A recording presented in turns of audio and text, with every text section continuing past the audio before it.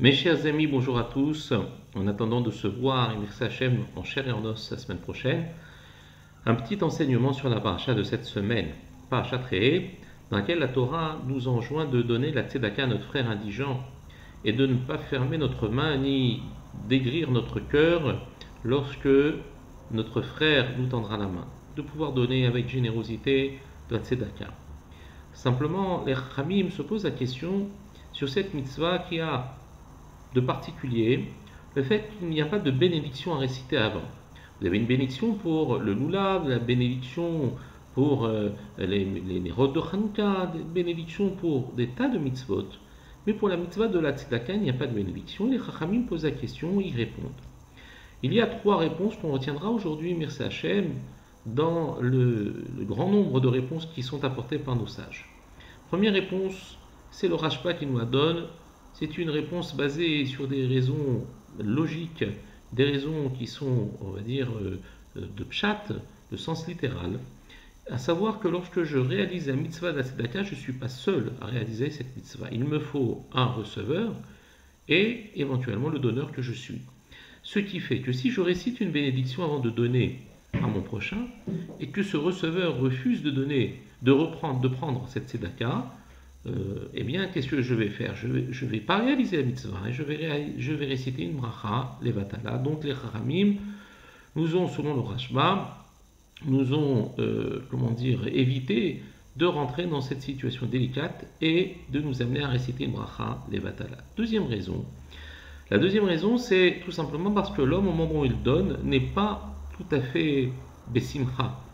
Il n'est pas heureux, parce qu'il a du mal à donner. Et la Torah nous dit à plusieurs reprises, Alteametz, Levavecha, n'endurcis pas ton cœur, ou Velo Yehar Levavecha Betitechalo, et ton cœur ne souffre pas lorsque tu lui donnes, parce que la Torah connaît bien l'homme. Elle sait très bien que l'homme a du mal à sortir son argent. Et donc, réciter une bracha qui nécessite une sorte de joie intense de réaliser une mitzvah, accompagné d'un sentiment de souffrance, eh bien ce n'est pas quelque chose d'adéquat et ça ne fait pas bon ménage. Donc les Chachamim nous disent pas de bracha selon cette opinion. Troisième raison sur laquelle nous allons nous attarder un tout petit peu, à savoir que le fait de réaliser une bénédiction, c'est en fait une mitzvah dans la mitzvah, c'est-à-dire de réaliser ce qu'on appelle l'unité du nom de Dieu. C'est-à-dire que lorsque on récite une bracha, avant de réciter ou avant d'accomplir une mitzvah, nous devons, ce qu'on appelle, avoir la kavana adéquate, l'intention adéquate au moment où nous récitons la bénédiction. Et donc, qu'est-ce que nous faisons? Nous faisons les Shem Yehud, Kutshabechu, au nom de l'unité du nom du Saint béni soit-il. Maintenant, cette unité de nom, c'est quoi? Qu'est-ce que cela signifie? C'est bien trop complexe pour en parler en quelques minutes, mais retenir le principe suivant, qui vient en fait schématiser et vulgariser, si je peux m'exprimer ainsi, cette notion de Yichud. Le Yichud, c'est quoi? C'est prendre conscience que Kadosh Baruch Hu est seul et unique dans ce monde, et que toutes les facettes, que toutes les étiquettes, que tous les noms, les attributs divins ne sont en fait attribués que à celui qui est unique. Qu'est-ce que cela veut dire? Ça veut dire qu'il y a des perceptions divines qui sont extrêmement distantes et éloignées de l'intellect humain et que auxquelles nous ne pouvons pas accéder. Il y a une représentation ou une définition de la divinité qui est beaucoup plus proche de l'homme et qui est dans ce monde. Eh bien, lorsque nous accomplissons une mitzvah, ça veut dire quoi? Ça veut dire qu'en fait, nous sommes conscients que Dieu nous parle et nous ne laissons pas Dieu à des années-lumière de l'être humain en disant de toute façon il existe deux mondes séparés, il existe le monde divin et il existe le monde humain, mais d'accomplir une mitzvah et un commandement divin, c'est laisser transparaître que nous avons une relation directe avec Dieu. Dieu nous demande de faire quelque chose et je le fais et je lui obéis comme s'il me l'avait donné de sa propre bouche, comme s'il me l'avait transmis de manière horizontale.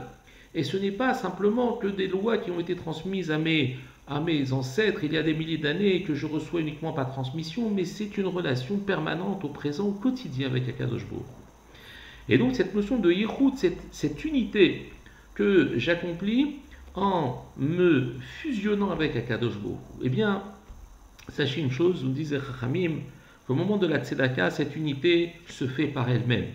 De quelle manière? Par quels moyens? Eh bien, Chachamim nous apprennent quelque chose de magnifique.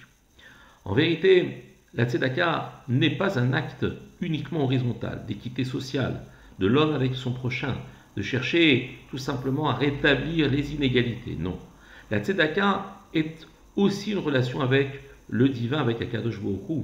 Et j'inscris le nom de Dieu à chaque fois que je donne la tzedaka à mon prochain.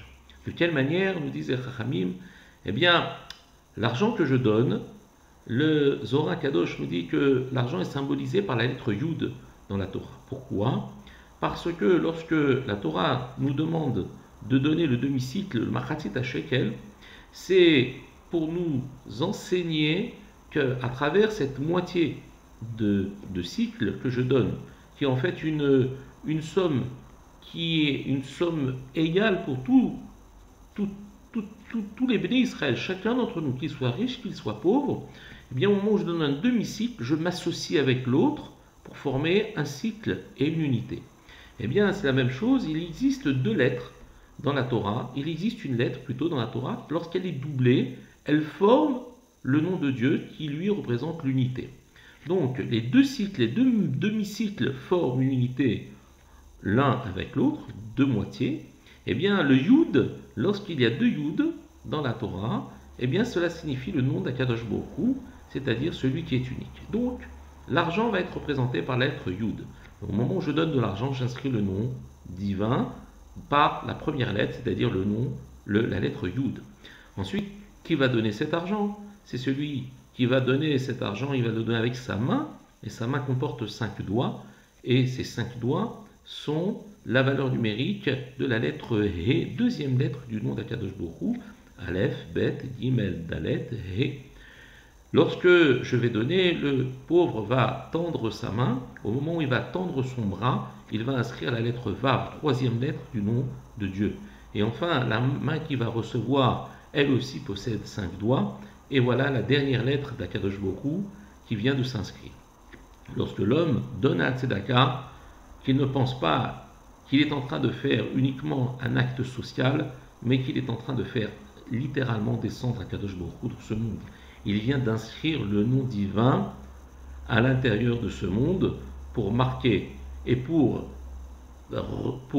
prendre conscience que Dieu n'est pas distant de nous, il est au quotidien à côté de nous.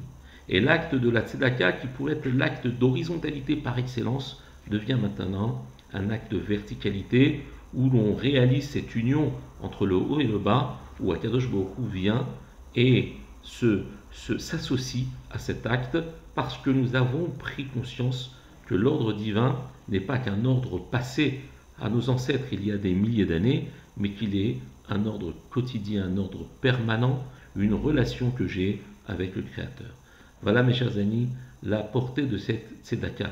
Voilà mes chers amis, combien nous devons prendre conscience que chaque petite pièce que nous donnons, que chaque intention que nous associons, chaque joie que nous exprimons lorsque nous aidons notre prochain, eh bien fait descendre Akadosh Baruch Hu. Alors à ce moment-là, lorsque Dieu descend, eh bien tout de suite je dois me retourner vers lui et lui dire Ribono Shel Olam. Tu vois, j'ai compris mon message. De donner à l'autre, ce n'est pas donner de ce qui m'appartient, mais c'est tout simplement uniquement transmettre ce que tu m'as donné à l'autre.